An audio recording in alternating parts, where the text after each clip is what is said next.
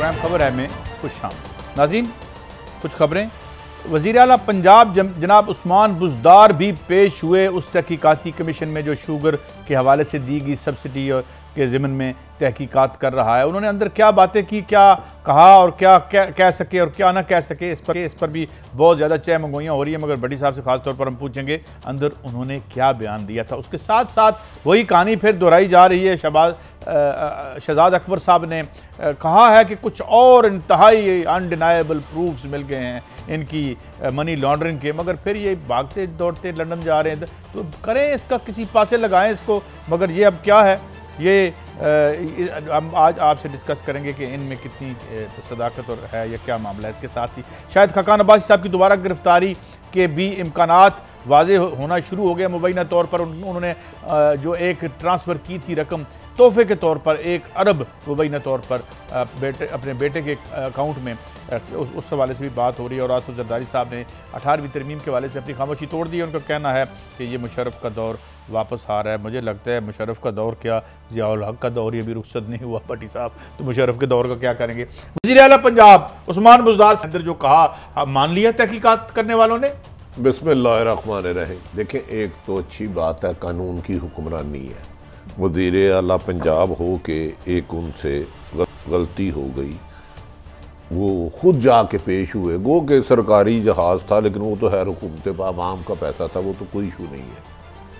वज़ीर आला उस्मान बुज़दार साहब को एक अहम तरीन मुल्क की शख्सियत का स्पेशल असिस्टेंट ने पूरी तैयारी कराई, लेकिन अंदर जाके एक तो ऐसी बातें कमेटी के सामने पेश कर दी, उन्होंने गुफ्तगू कर दी जिससे एक नया पटोरा बख्श खुल गया। पहले उनको किसी ने ब्रीफ किया, आपके कहने पे किसी एक स्पेशल असिस्टेंट मुल्क की अहम तरीन शख्सियत ने 2-3 घंटे तैयारी कराई उन्हें कि किस किस पॉइंट में बोलना है, क्योंकि उस स्पेशल असिस्टेंट ने 15-20 दिन पहले भी लाहौर आए थे। उन्होंने कहा कि चीनी और गंदम स्कैंडल में आपका बचना बादिउल नजर में बहुत मुश्किल है। अच्छा, ये उनकी मुलाकात लाहौर में हुई थी। अगर सीएम साहब हमारे बड़े भाई हैं, उस्मान बुज़दार सादा आदमी है, अगर इख्तलाफ इनकार करना चाहे तो हम हाजिर हैं। नहीं, अंदर उन्होंने कुछ ऐसी बात कह दी जो कि वो ये बहुत ज़रा सादा है। इन्हें इतना फिनांस को कैसे डील करते हैं, ये जो सब्सिडी ली गई बहुत ज़्यादा प्रेशर था। अचानक इनके आगे एक लफ्ज़ इन्होंने अचानक कह दिया, मुझे इतना पता नहीं, मेरे पास तो अंग्रेज़ी में आया था तो मैंने साइन कर दिया। बहरहाल वो जो कमेटी है ना, कमीशन, वो बड़े समझदार लोगों की थी, उन्होंने तरीके से इसको टैकल कर लिया कि ये मामला कहीं दूसरी तरफ ना चले जाए। लेकिन जो बयानात आज दे के आए हैं वो तो अपने चीफ सेक्रेटरी, अपने 2-3 सेक्रेटरियों को बसवा आए हैं। अगर वो बयान है, देखिए, अगर उन्होंने कुछ ऐसी चीफ सेक्रेटरी ने गड़बड़ की है उनके मुताबिक तो ठीक है, किसी हर किसी का। देखिए, इस केस का पर्पस था कि जहांगीर तरीन को फिक्स करना। ये केस अब दूसरी तरफ जा रहा है। एक तो सब्सिडी को ख़त्म करके कोशिश की जा रही है सट्टेबाजी पे लाया जाए, टैक्स चोरी की तरफ लाया जाए। लेकिन अगर एज इट इनका बयान, मुझे नहीं पता मुतमिन कर पाए हैं उनको या नहीं। एक साहिब का कहना है कि अगर हम इनके बयानात पर जाएं तो हमें वज़ीर आला को यह कहना पड़ना था कि आप थोड़ी देर तशरीफ़ रखें हमारे साथ, हमें मज़ीद मालूमात चाहिए, इससे आगे नहीं बोलूँगा। टीम कमीशन मुतमिन हो गया। कमीशन साहब, बड़ी सिंपल सी बात है जो आपको पता है। जो बात ये कही कि ईसीसी जो है उनका जो फैसला था उसके हवाले से हमने सब्सिडी दी है, तो ये तो खुरा जा रहा है, लाहौर से इस्लामाबाद पहुंचा दिया। वैसे अगर थोड़ी बहुत माली इमदाद 3 अरब की होगी थी, जहांगीर तरीन साहब डिजर्विंग आदमी नहीं, जो मैं जो भट्टी साहब आप बड़े जो बड़ी खबरें आराम से दे देते हैं। एक तो आपने पता नहीं वो क्या बताया कि वो कहते थे कि इंग्लिश में मेरे साइन हो गए मुझे। दूसरी जो असल मेरी बात है कि ये तो वापस वजीर आजम की तरफ केस जा रहा है, क्योंकि वो प्रेशर में उन्होंने फैसला किया। देखिए, ये तो रिकॉर्ड का हिस्सा है। वो एक दफ़ा खुद गए तो उस्मान बुज़दार साहब बहुत सादा आदमी है, मेरी उनसे बड़ी तवील गुफ्तगू हुई है। वो उनको फ्रेम बात घुमानी नहीं आती। उन्होंने सादगी में कह दिया, मुझे इतना नहीं पता इस बारे में, क्योंकि वो 3-4 जब टेक्निकल सवाल किए ना, उन्होंने कहा मुझे तो फलां बंदे ने हुक्म दिया था कि इन्हें हर हाल में सब्सिडी देनी है। बाकी मेरे फलां सेक्रेटरी है, उससे पूछ ले, इससे पूछ ले। ये चीफ एग्जीक्यूटिव पंजाब है, ये आपको पता होना चाहिए, पाकिस्तान का सबसे बड़े सूबे के यार आप उन्हें करें अंडर एस्टिमेट। आप एक हफ्ते के अंदर देख लें, फैसला ये हो रहा है कि पीटीआई साबिक वजीर आला पंजाब शहबाज शरीफ को मुनाजरा करेगी कि 2 घंटे का शो टीवी पे लाइव उस्मान बुज़दार बामुकाबला शहबाज शरीफ लाया जाए, साफ़ी बिठाया जाए, वो अपने 2 साल की कारकर्दगी बताएंगे, शहबाज शरीफ 8 से 10 तक, तो उस्मान बुज़दार साहब बताएंगे 18 से 20 तक की कारकर्दगी। बट्टी साहब ये तो पनामा आप उन्हें अंडर एस्टिमेट कर रहे हैं। मुझे ये नहीं समझ आ रही कि बात आप शहबाज शरीफ को है, फिर ये उस्मान बुज़दार साहब का चैलेंज कबूल कर ले, मुनाजरा कर ले उनके साथ। देखिए हुआ क्या है, आपने सीएम पंजाब को बुलाया, आपने सेक्रेटरी को भी उसमें इन्वॉल्व कर दिया। आपको पता है वजीर खुराक का भी उन्होंने जिक्र किया, उसने कहा कि मुझे ब्रीफिंग, इसमें बहुत ज्यादा जिक्र किया है, वो एक नया रुख अख्तियार कर गया, काजी साहब वजीर आज़म बन गया, वजीर आज़म भी आ रहे। मेरी इतला के मुताबिक जिस स्पेशल असिस्टेंट ने इनको ट्रेनिंग दी थी, गाइड किया था क्या क्या लफ्ज बोलने और कहाँ कहना, नो कमेंट, अब वो स्पेशल असिस्टेंट दोबारा वो फाइल पढ़ेंगे। भट्टी साहब नया धमाका करा दिया ना, एक तो नया काम शुरू हो गया, तो मुझे बताएंगे पंजाब बच जाएगा, पंजाब के सीएम साहब बच जाएंगे इस सिचुएशन? ये तो कमीशन इंडिपेंडेंट है, वो किसी के प्रेशर में नहीं है, उसमें तीनों लोग बड़े हैं। अब देखना है कि रिपोर्ट वो क्या देते हैं। वो खुद बेचारे परेशान हैं। वाजिद ज़िया साहब दूरंदेश आदमी है, समझदार हैं, उन्होंने कहा ये 2 बयान दे के तो इन्होंने मजबूर कर दिया कि हम पीएम को भी बुलाए। नहीं तो आपने ये अगर फाइल को फॉलो करना, कानून को, अगर ठीक है आप समझते हैं कि सादा आदमी है, नई बात तरह उस तरह कर सका, तो फिर थोड़ा सा गोल छोड़ किया जा सकता है ना, बाद चीज़ों को नज़रअंदाज किया जा सकता है। जैसे शहजाद अकबर रोजाना कहते हैं उन्होंने 4 मंजे दी, उनके पास पता नहीं फाइल कैसे पहुंच जाती है, सहाफ़ियों का काम तो खबर लेना ना, उनके पास भी पहुंच जाती है। अगर एज इट जो गुफ्तगू हुई है वजीर आला पंजाब उस्मान बुज़दार की कमीशन के सामने, अगर वो रिकॉर्डिंग बाहर आ गई है इसकी, यार बात है कह रहे हैं वो है, मुझे नहीं पता है कि नहीं है, उसके बाद इन्हें पिछले दरवाजे पर लाया गया। खुफिया क्यों रखा गया सारा इतना? यार खुफिया रखा गया है, मीडिया होता है फ्रंट पे सारा, वो कोई सवाल कर लेता कि बताएं आपने सब्सिडी किस कानून के मुताबिक दी, तो उस वक्त वो स्पेशल असिस्टेंट साथ नहीं था, आप नहीं समझ रहे, उसने नहीं कान में बताना था सर ये जवाब देना है।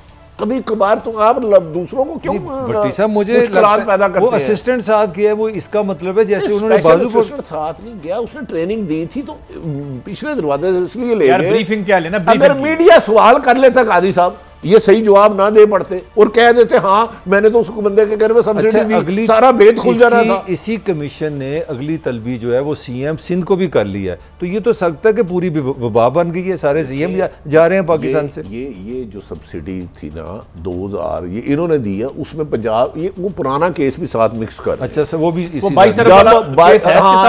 20 अरब शाहिद हकान अब्बासी ने दिया था ना उस दौर में ही सिंध में 5 अरब अलग दिया गया सब्सिडी का। अच्छा इसलिए फिर यार इन्होंने केड़ा नवा काम किया बुज़दार साहब ने, छड़ो ओ तुसी माफ कर देते तो नहीं छड़ दे। उन्होंने अच्छा किया है, उन्होंने तो आज 1-2 बातें सच्ची कह दी जिसकी वजह से सारे उन बेचारों के लिए खुद प्रॉब्लम हो गई। वो तो नहीं मुझे अगले पिछलों के लिए प्रॉब्लम। कमीशन इनोसेंट है, सादा आदमी है, बड़ा दर्द दिल रखने वाले हैं, उन्होंने वो 2-4 चीजें पॉइंट नजरअंदाज कर दी, वरना वो पॉइंट पकड़ लेते तो मेहमान बनाना पड़ जाना था। नहीं भट्टी साहब ये तो ईसीसी की तरफ लेके जो मैंने पढ़ा है, जो हमारे पास इन्फॉर्मेशन है। एक बात तो है, बहुत से लोगों को चुभ रहे थे बुज़दार साहब, यहाँ पे बड़े बड़े जो लोग हैं वहाँ पे आपको पता है वेटिंग है, तो क्या ये भी आप समझ सकते हैं कि बुज़दार साहब को चूंकि टॉप से तो हटाया नहीं जा रहा था, इमरान खान साहब तो हटा नहीं रहे थे। जब तक इमरान खान साहब वज़ीर आज़म पाकिस्तान है, उस्मान बुज़दार साहब वज़ीर आला पंजाब है, क्योंकि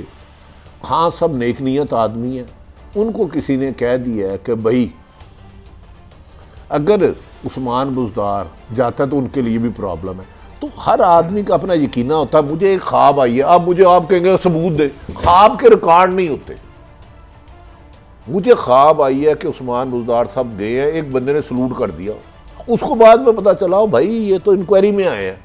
अब ये ख्वाब है मुझे, मैं खुदा ना खास्ता उस ख्वाब में आपने देखा कि सीएम साहब आए हैं तो उनको खुद नहीं पता कि इंक्वायरी के लिए आए हैं। इंक्वायरी के लिए आए नहीं, वो जो कमेटी थी ना वो एक बंदे ने सलूट कर दिया, वैसे ही जरा अलर्ट मतलब एहतराम किया ना। रमजानुल मुबारक है, रोजों में एक नेकी का 70 गुना नेकी हो जितना सवाब मिलता है, नेकी का काम, तो नेकी सवाब में बढ़ चढ़ के हिस्सा लेना चाहिए। देखिए भट्टी साहब कंसिडरिंग आवर पास्ट, जो माजी में यहाँ होता रहा है, यहाँ पे कितने कितने केस हशअप हो गए। अच्छा, मैं इससे आपको इनको भी जरा खुश कर दूं ना, आप थोड़ा सा बड़ा मुस्कुरा रहे हैं। शहबाज शरीफ पे 100 बंदों को गोली मारवाना ना, वो 14 को शहीद करना, वो कौन था वाकया? Sania model town special branch में पेशी हुई।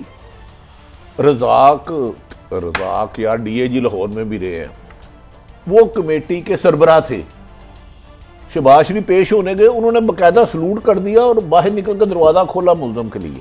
तो अगर उस्मान बुज़दार को प्रोटोकॉल मिल गया तो आपके पेट में मरोड़ उठने लग पड़े हैं। सासी खाओ तो मीठा मीठा। साडा वज़ीर आला जाए तो कड़वा कड़वा। This is not fair. अपनी राय चेंज करें। एक यू टर्न लेना चाह रहा हूँ, आप दोनों से एक बड़ा बुनियादी सवाल करना चाह रहा हूँ। मुझे ये बताएं कि अगर आप इस तरह चीफ एग्जीक्यूटिव हैं, क्योंकि अंदर की खबर ये आई है, ईसीसी ने जो जवाब दिया, उन्होंने कहा जी पाकिस्तान को फॉरेन रिजर्व की जरूरत थी, ठीक है हमने चीनी का फैसला किया, हमने डॉलर के लिए किया। मैं पूछ रहा हूँ, आप तो पूरे निज़ाम के पीछे पड़ गए हैं, 2 CM आपने बुला लिए हैं, असद उम्र वहाँ चला गया। तो इस तरह अगर वो लोग जिन्होंने टॉप डिसीजन करने हैं वो तफ्तीशें भुगतेंगे तो क्या पासन कौन चलाएगा? मुझे इसका जवाब दें आप। देखें, जब कानून की हुक्मरानी होती है तो कानून से बाला कोई नहीं होता। माजी में कानून के मुताबिक फैसले हुए तो कुछ लोगों ने कहा ये 5 जजों को बाहर फेंको, खलाई मखलूक। ये अच्छी बात है, पीटीआई की तरफ से कोई एक इल्ज़ाम नहीं आया। देखें, जहां कानून की इज्जत कर रहे हैं वो कर रहे हैं।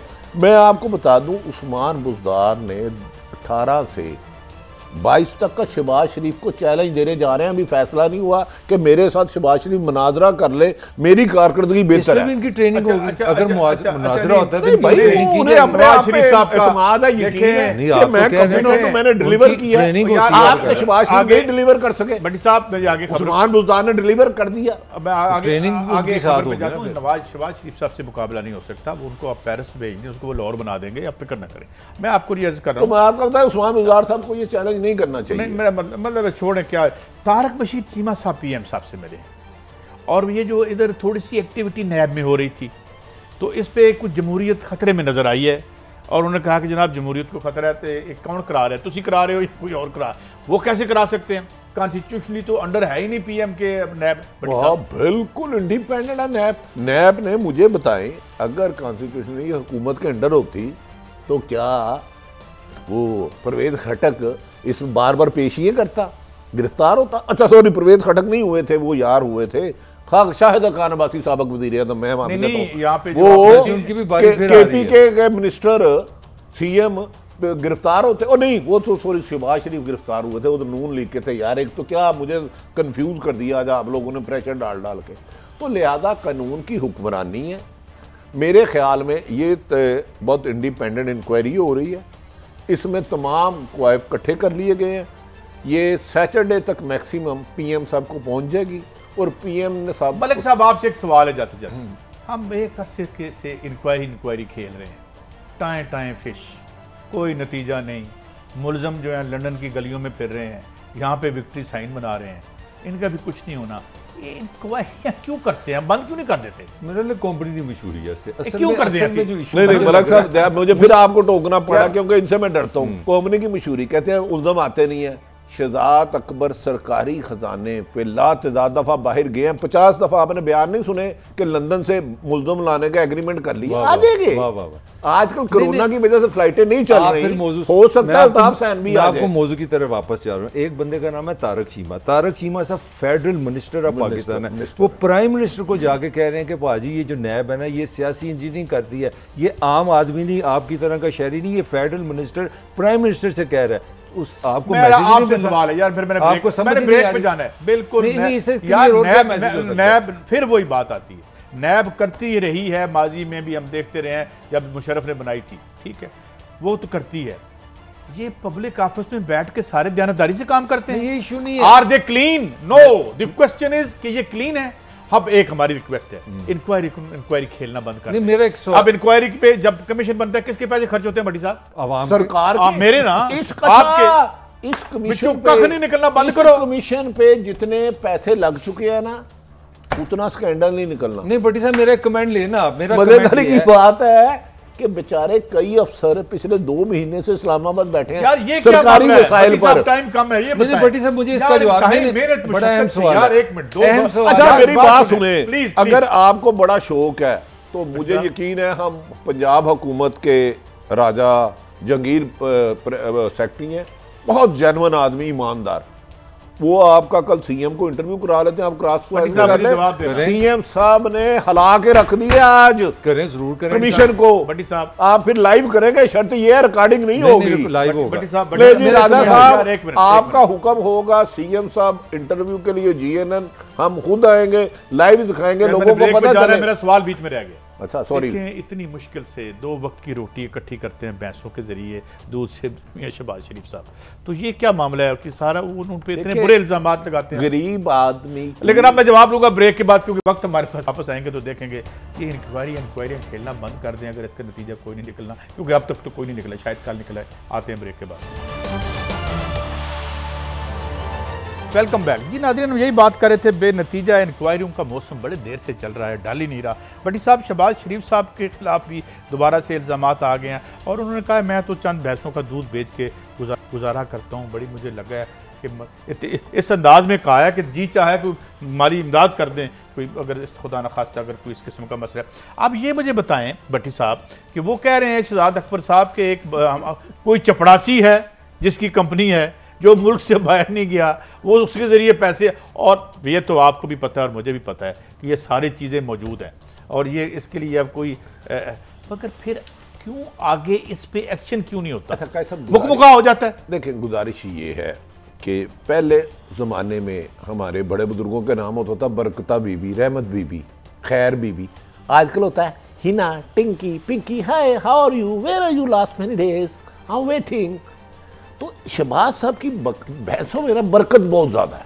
अच्छा, 8-10 भैंसें हैं। सच, इन्होंने 1.5-2 करोड़ रुपया आराम से बचा लेते हैं, उसका दूध ग्वाला खुद दूध साफ करते हैं। सोने का इन्होंने दूध जो होता है बयान दिया ना, सोने का दूध देती हैं वो।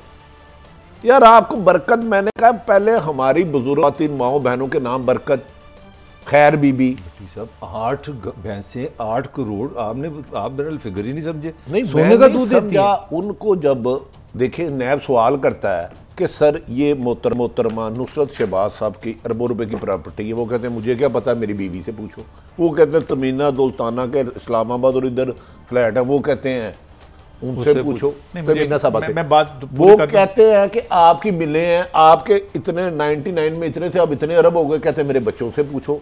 वो कहते हैं आपकी 3 शुगर मिले हैं, कहते हैं मियाँ शरीफ से पूछो।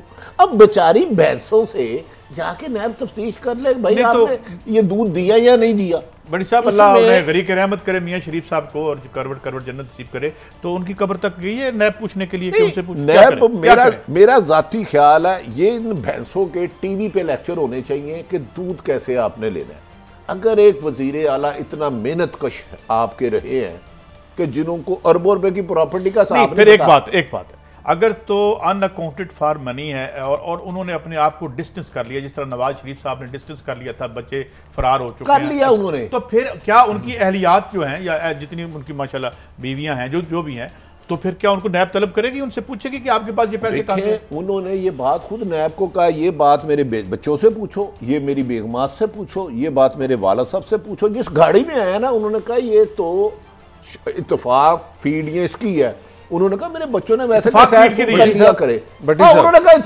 उन्होंने कहा मेरे बच्चों की। साहब बड़ा एक सादा सा सवाल दोनों के लिए मैं करना चाह रहा हूँ। मैं खुद अच्छी खासी एज में आ गया हूँ जब इमरान खान साहब शुरू हुए। मैं 9 साल का नौकड़ा जिंदगी के आखिरी हिस्से में आ गया हूं, पता नहीं कब अल्लाह के पास मुझे 1 मिनट दे दे। मेरा पॉइंट है कि इमरान खान साहब 20 साल 22 साल कहते रहे ये करप्ट हैं, चोर है, आपको ज़्यादा जरदारी फलाने की, मैं पार्टनरशिप तोड़ूंगा, मैं हमारे पास सबूत है, मैं सुनता रहा, मुझे बड़ा अच्छा लगा, करप्शन खत्म होगी। 2 साल के बाद आपके पास रियासत है, आपके पास इन्वेस्टिगेशन है, आपके पास पुलिस है, FIA, सारा कुछ है।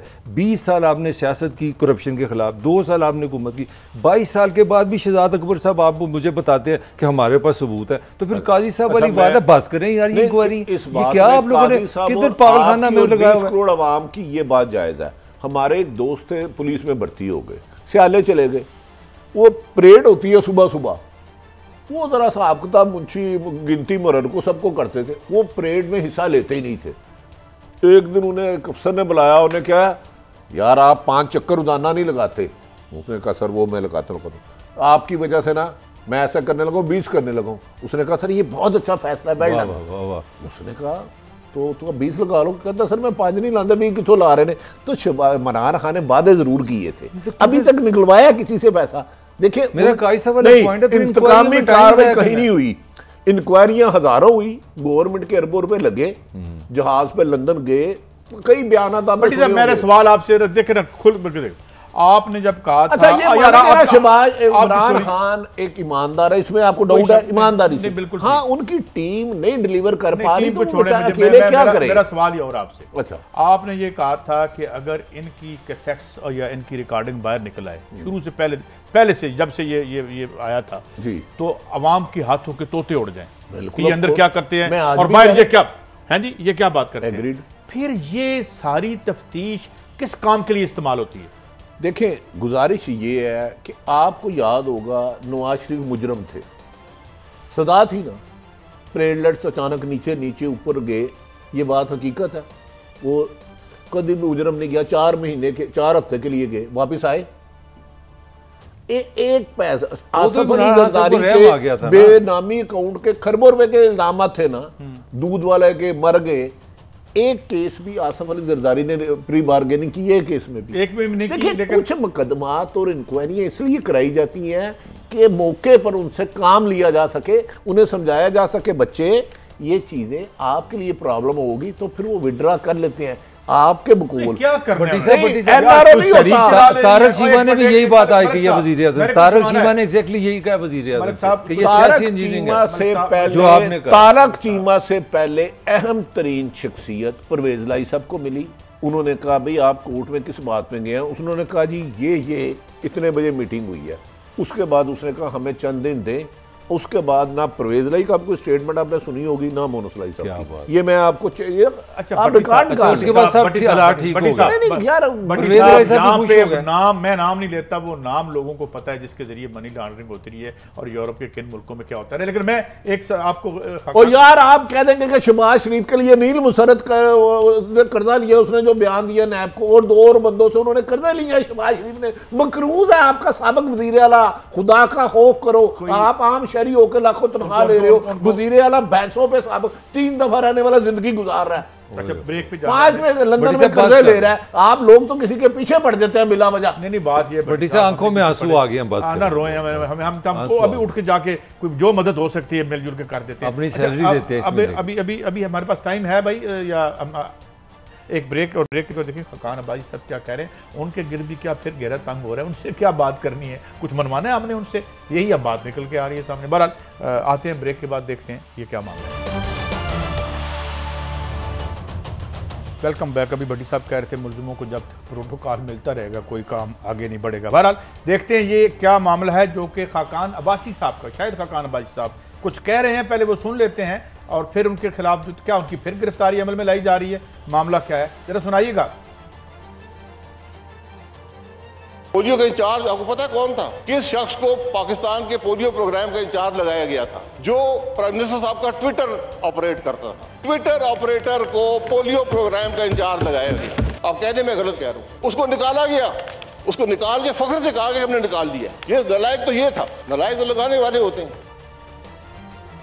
बड़ा इल्जाम लगाया उन्होंने जी, हैं जी। देखिए शाहिद खाकान अब्बासी साहब की एक बात मुझे अच्छी लगी है, नलायक वो होते हैं लगाने वाले, इन्हें उन्होंने वजीर आजम लगा दिया नवाज शरीफ ने, तब ठीक किया था उन्होंने, और उसके बाद वो 2018 का इलेक्शन हार गया। हालांकि अच्छा भला कोई आप होते तो शायद जीत जाते। इनके दौर में एक भी गलत अपॉइंटमेंट नहीं हुई, सिर्फ सानिया मॉडल टाउन हुआ, लोग मर गए, 20 अरब की सब्सिडी दी, किसी ने कोई इंक्वायरी नहीं की। इमरान खान को ये हलाल सब्सिडी, इमरान खान को काबिल तहसीन के ना उसने इंक्वायरी तो कराई, उसमें क्या होता, वजीर आला सब गए, आज कुछ नहीं होता। इन शाहिद खाकान अब्बासी साहब एक काम अफसर बताएं जो आपने मेरिट पे लगाया हो अपने पूरे टन्योर में। आप तो आइन और कानून और असम्बली ने आपको वजीर आज़म बनाया, आप कहते थे मेरा वजीर आज़म नवाज शरीफ है, आप तो कौमी असम्बली की तौहीन कर रहे थे, उन्होंने उनको नाअहल किया, आप उस शख्स को वज़ीर आज़म कह रहे थे। कादी साहब, आप शाहिद खान अब्बासी के लिए आपका सॉफ्ट कॉर्नर है तो अच्छी बात है, हमारे काबिल एहतराम है, जेन्युइन आदमी है, तो गलत काम दिलेरी से करते हैं। मैंने तो उनके फरमुदात आपको सुना रहा हूँ, जरा दोबारा एक और है उनका क्लिप, वो सुनाइए, दिखाइए। 18वीं तरमीम की बातें हैं। 18वीं तरमीम आइन का हिस्सा बन चुकी है। 18वीं तरमीम में कौन सी शिक आप जो उसकी थी अब आइन का हिस्सा है आप निकालना चाहते हैं, ले आए, कल ले आए बात। अगर वही मुल्क का मसला ले आए, कोई बात नहीं है, बहस हो जाएगी, बात हो जाएगी। आप एनएफसी अवार्ड आपके पास है, 3 सूबे आपके पास है, एनएफसी अवार्ड को जो मर्जी का चाहे चेंज कर लें, उसका एक फ्लोर मौजूद है, फ्लोर खत्म करना है, बिल ले आए, बात कर लेते हैं। आप एनएफसी अवार्ड सूबों का हिस्सा 0 कर दें, आप पे कोई फर्क नहीं पड़ेगा। ये बात इनको समझ नहीं आती। आप एनएफसी अवार्ड में सूबों को 0 कर दें, ये मुल्क तबाह हो जाएगा, वफाक को फायदा नहीं होगा। अच्छा, वो कहते हैं कि बेशक बिल ले आए, लेकिन एक बात माने बड़ी साहब, सवाल मेरा ये है कि जब भी कोई कौमी नवीयत का मामला आया है तो इन्होंने बिल्कुल एन ब्लॉक वोट दिए हैं, आपको तो याद ही होगा। नहीं, मेरा जो असल जो हम टॉपिक की तरफ जो LNG पे इनकी दोबारा नैब ने इनकी तलबी की है, मेरा आप दोनों से कमेंट है जिसमें मैं करना चाह रहा हूँ। इन्होंने बड़ा प्रेस कॉन्फ्रेंस में खुल के बताया था कि मैं नैब का मेहमान रहा हूँ, कैद में रहा हूँ, मुझसे तफ्तीश ही किसी ने नहीं की, मुझसे पूछे कुछ नहीं। आप दोबारा ये फिर किस लिए हो रहा है? ये मैं ऑन द रिकॉर्ड बता रहा हूँ, मुल्क तबाह हो जाए। इनके दिल में बुग़्ज़ क्यों है पाक फौज के बारे में? एस्टेब्लिशमेंट को इशारा कर रहे हैं, मैं बता रहा हूँ। चले 18वीं तरमीम 17वीं तरमीम पहले हुई थी, आपने ज़रूरत समझी, आपने 18वीं तरमीम कर ली, उसके बाद 19वीं भी हुई। और भाई अगर अवाम की बेहतरी के लिए कोई तरमीम मकसूद है तो उसमें करने में क्या नुकसान है? मुझे बताएं, इन्हें आजकल शाहिद खान अब्बासी को किस चीज़ का बुग़्ज़ है? क्या इनका खदशा है कि कल जो पेश होंगे जिन्होंने बेटे को तोहफा दिया था, और एक और इनकी भी बेनामी, अच्छा माशाल्लाह, बेनामी नामदारी, नैब के पास कागज आ गए, 1.5 अरब की मामूली सी रकम बता रहे हैं इन्होंने अपने। 1.5 अरब के डॉक्यूमेंट्स आए हैं, और इसके अलावा जो इन्हें अगर कल ये नैब के पास गए तो उसमें तकरीबन 6 अरब 37 करोड़ और समथिंग कुछ और इस किस्म की अमाउंट है। भट्टी साहब, आपने मेरी बात ही नहीं सुनी। वो तो कहते हैं मुझसे तफ्तीश किसी ने नहीं की, पूछे कुछ नहीं मुझसे। आप कह रहे हैं कि 1.5 अरब यहाँ पे 6 अरब ये नहीं, वो ये बागे जना सैर करने गए थे, वो रिकॉर्ड है, मुझे बताए बाबा ग्राउंड तितलियां पकड़ने गए थे। भाई नैब अगर किसी को अरेस्ट करता है तो इन्वेस्टिगेशन के लिए करता है। चलो देख लेते हैं, दोबारा वीडियो दिखा दें जरा। ख्वाजा साद रफीक साहब की कुछ चीज सुनवाना चाहूंगा, सुनाइए।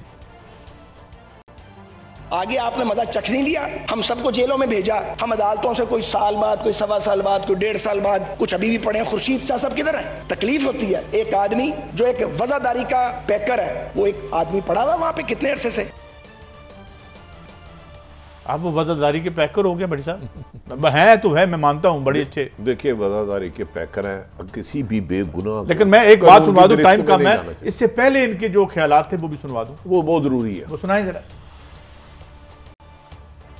हैरत होती है जब और कोई नहीं, खुद आसिफ जरदारी करप्शन के हवाले से गिले शिकवे करते नजर आते हैं। खा खा के इनका पेट ही नहीं भरता। जरदारी साहब, कितना खाना है? आपका पेट कैसे भरे? ये जो पेट का दोजख है, इसमें कितना कुछ डालना है? ये शुगर मिले किधर से आएंगे? आपकी शुगर मिले बच्चे देती हैं, अरबों रुपया खा गए आप, आपके पेट की आग नहीं बुझी। मियां नवाज शरीफ के नाम के साथ तो नवाज शरीफ लगता है, आपके नाम के साथ अगर उसके हिस्से करें फिर क्या बनेगा? जर की बात करें कि जरदारी की बात करें, तो आप इस तरह की बातें ना करें, हमें बात करनी आती है। और अगर खाता खुला जरदारी साहब, तो आपका तो इतना बड़ा खाता बंद ही नहीं होगा।